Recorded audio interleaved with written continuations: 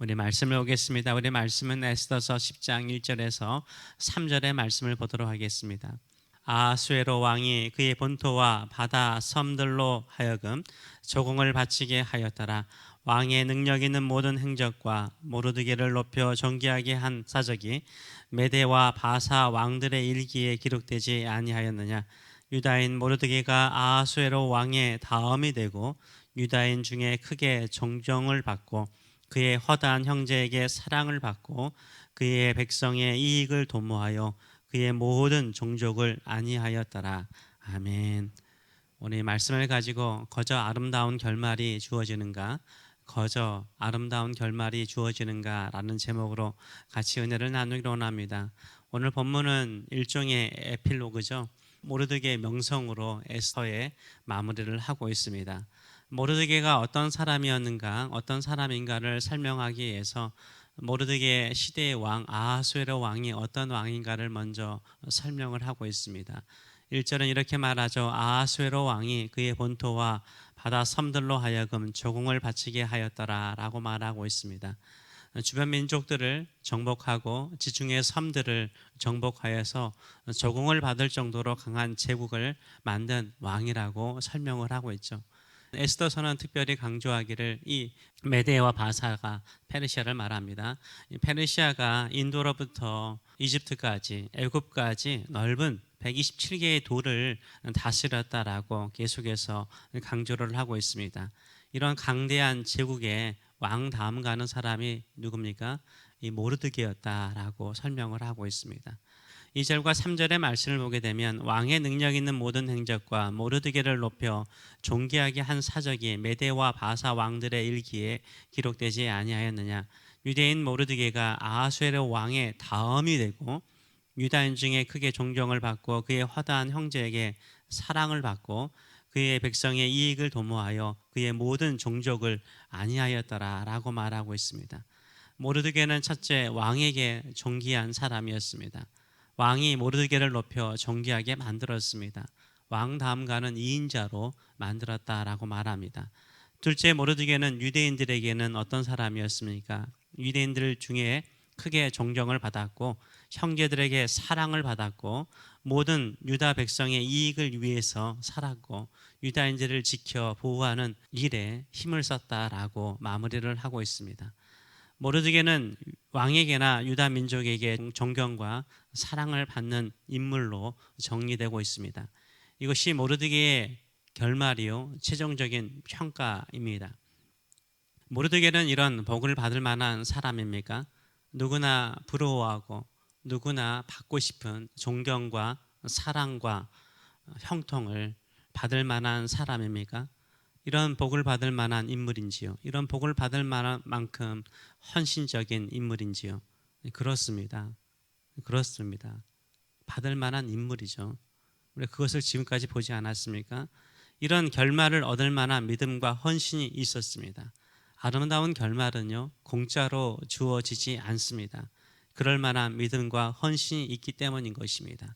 아름다운 원인이 있기 때문에 아름다운 결말이 있는 것입니다. 아름다운 나무가 아름다운 열매를 맺는 것입니다. 신앙생활도 마찬가지입니다.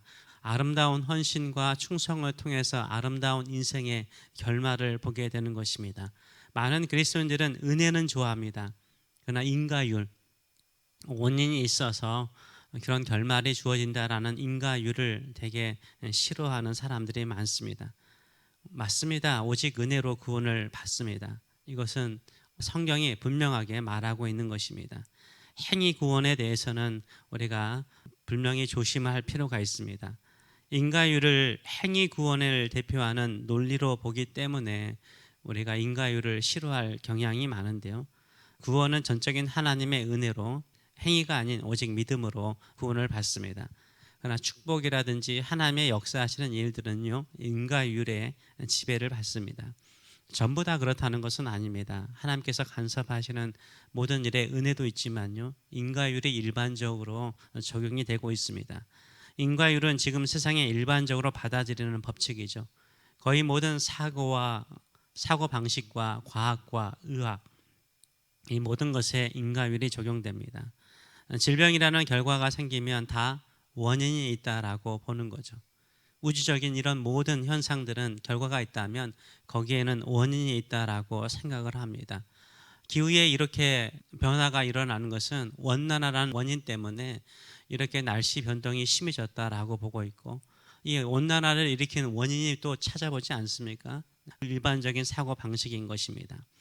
그래서 과학은요, 우연을 인정하지 않습니다. 인과율을 따르죠.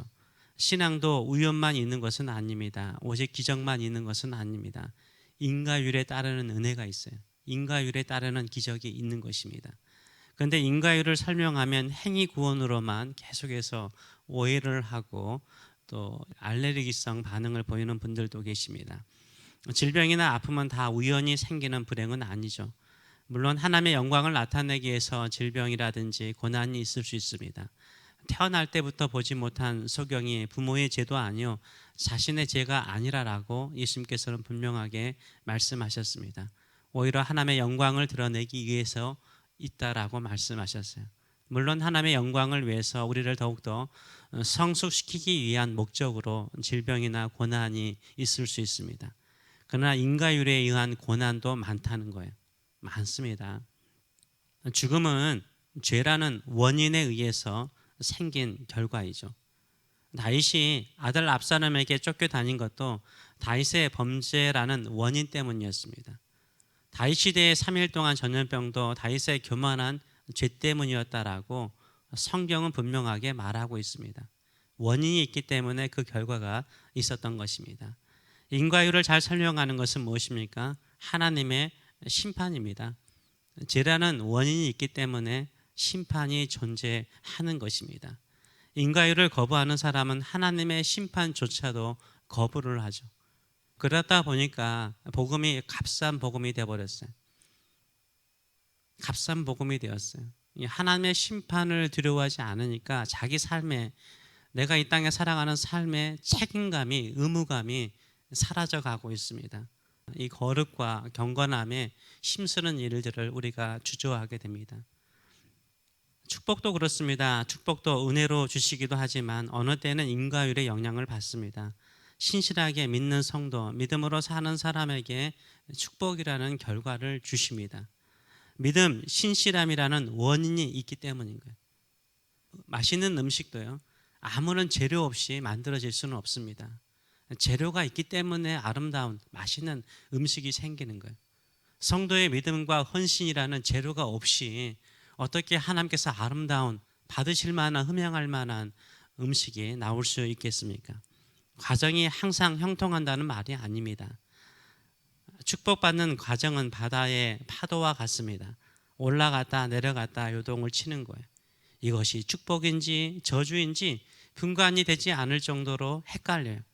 그러나 신실하게 믿는 성도에게는 하나님이 살아계시기 때문에 좋은 축복을 주시는 거예요.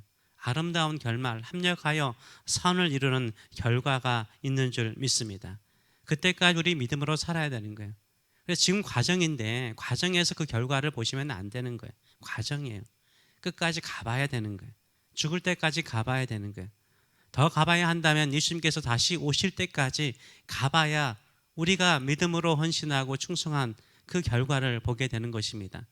그러나 지금의 축복이 어떤 사람에게는 저주일 수 있습니다. 복음서에 보게 되면 한 부자 청년이 예수님의 제자가 되기로 결심하고 예수님을 찾아옵니다. 이때 예수님께서 너의 모든 재산을 가난한 사람에게 나누어 주고 나를 따르라고 말씀하시죠. 이 청년은 인간적으로 모든 축복을 가진 사람이었어요. 그런데 모든 것을 버리고 예수님을 따르라라고 말하니까 심히 고민하고 예수님을 떠나가죠. 부자라는 축복이 오히려 예수님을 온전히 따르지 못하게 하는 방해물이 되는 것도 우리는 볼 수 있습니다.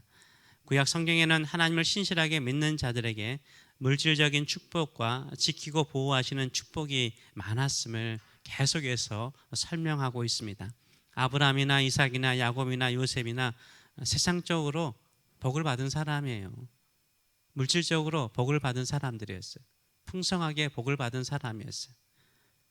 하나님께서 천지를 창조하시고 말씀하시기를 생육하고 번성하라고 하듯이요, 생육하고 번성하였습니다.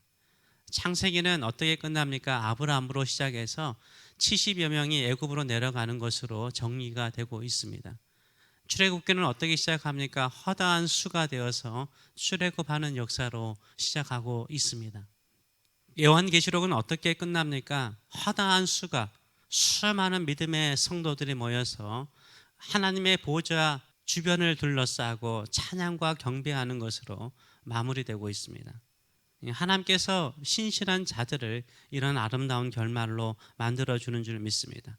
다윗도 목동에서 왕이 된 것은 복받은 거죠.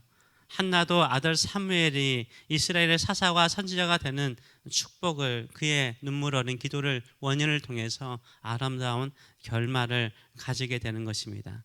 사도들은 어떻습니까? 비록 이 땅에 살면서 고난과 순교라는 아픔이 있었습니다. 그러나 얼마나 명예롭습니까? 명예, 사도라는 명예, 주를 위해서 충성한 명예, 그 결과가 있지 않습니까? 이들은 다 믿음의 사람이었어요. 하나님께 축복받을 만한 원인이 있는 사람이었습니다. 충성스러운 사람이었어요. 믿음의 사람들이었습니다. 지금 나의 현실이 나의 믿음의 최종적인 결과는 아닙니다. 지금 나의 현실, 나의 상황이 우리의 믿음의 최종적인 결과는 아니죠. 지금 우리 현실은 과정일 뿐인 거예요. 지금 힘든 고난과 어려움 중에 있는 것이 죄 때문일까, 하나님의 영광을 위한 것일까? 이거 모르는 거예요. 모르는 거예요. 이거 고민할 필요가 없는 거죠. 다만 우리는 이때일수록 어떻게 해야 돼요? 고난이 있을수록, 힘들수록 어떻게 해야 돼요? 신실하게 하나님을 의지해야 되는 거예요. 하나님이 쓰실 만한, 하나님이 만드실 만한 음식이 되기 위해서는 내가 그 재료가 돼야 되는데, 그것은 믿음이요, 충성이요, 헌신이요. 더욱더 하나님을 의지하고 주만을 바라보시는 저와 여러분 되시길 축원합니다. 지금의 결과가 우리의 믿음을 보여주는 것은 아닙니다. 그러나 신실하게 믿으면 하나님께서 축복하십니다. 모르게는 하나님의 자녀라는 자부심이 강한 사람이었습니다. 생명을 걸고 금식하며 기도하는 사람이었습니다. 페르시아 127개의 도에 흩어진 유다인들을 믿음으로 하나로 만드는 일에 노력한 사람이었습니다. 그 결말이 무엇입니까? 왕에게 존귀함을 받고 왕 다음가는 2인자로 인정받고 유다인들에게는 사랑과 존경을 받는 자가 되었습니다. 믿음으로 사세요. 믿음으로 사세요. 주만 바라보고 사세요. 죽으면 죽으리라는 믿음으로 사세요. 그 원인이 모여서 하나님께서 아름다운 결말을 만들어 주실 줄 믿습니다. 제발 지금 우리는 과정 중에 있는데 그 과정을 결과로 보지 마시고요. 끝까지 믿음의 걸음을 걸어가시는 저와 여러분 되시길 축원합니다. 기도하겠습니다. 살아계신 하나님 아버지, 은혜를 감사드립니다. 주께서 무엇을 우리에게 보시겠습니까? 믿음 아닙니까? 믿음을 보겠다. 코비드-19과 경제적으로 또 사회적으로 또 정신적으로 영적으로 메말라가는 이 시대, 수많은 사람들이 편리함을 추구해 나가지만 거기에서 그 어떤 행복도 기쁨도 즐거움도 찾지 못하기 때문에 더 타락하고 더 악해져 가는 이 시대 속에서 우리 믿음의 성도들은 끝까지 믿음으로 사는 자 되게 하여 주시옵소서. 하만과 같은 조서가 이 땅에 울려 퍼질 때 우리는 겸비하여 기도하며 주의 말씀을 따라 살고 주의 신실한 종이 되어서 주의 말씀에 순종하는 자들, 끝까지 주만을 붙드는 자들, 주를 위해서 죽으면 죽으리라, 이런 믿음을 가지고 사는 믿음의 성도들 될 수 있도록 축복하여 주시옵소서. 우리에게 어려운 일이 있을 때마다 이것이 나의 죄 때문이 아닌가 이런 고민을 하기보다는 이럴수록 나는 과정이기에 더 믿음으로 주께 반응합니다. 주께서 아름다운 음식을 만드시시 나는 그 재료가 되기를 원합니다. 작은 재료일지라도 그 재료가 되기를 원합니다. 나의 삶을 받으소서, 나의 기도를 받으소서, 나의 헌신을 받으소서, 나의 삶을 받으소서. 이런 믿음으로 사는 자들 될 수 있도록 축복하여 주시옵소서. 감사드리며 예수님의 이름으로 기도하옵나이다. 아멘.